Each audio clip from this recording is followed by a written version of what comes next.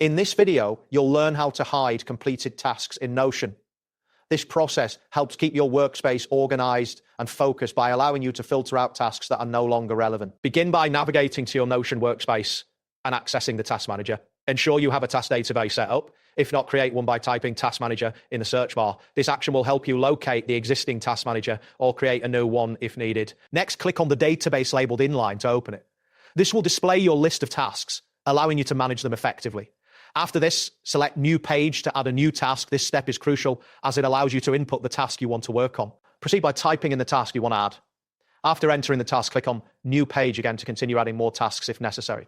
Repeat this process for each new task you wish to include in your database. Once you have added your tasks, click on an empty space in the database to deselect any currently selected task. This action helps you reset your focus on the next steps. After this, click on Add New View to create a specific view for your tasks. You will then select Table as the view type. This format allows for easier organization and visibility of your tasks. After selecting the table view, type in Unchecked to label this new view appropriately. Now, click on the checkbox column within your task table. This action will allow you to filter the tasks based on their completion status. Next, click on the Edit View option to modify the view settings. Select Filter to apply specific criteria for viewing tasks. You will need to click on the checkbox option to filter tasks that are completed. Following this, choose Unchecked to display only the tasks that remain incomplete. This filtering will help you focus on pending tasks. Finally, click on a blank space to confirm your selections.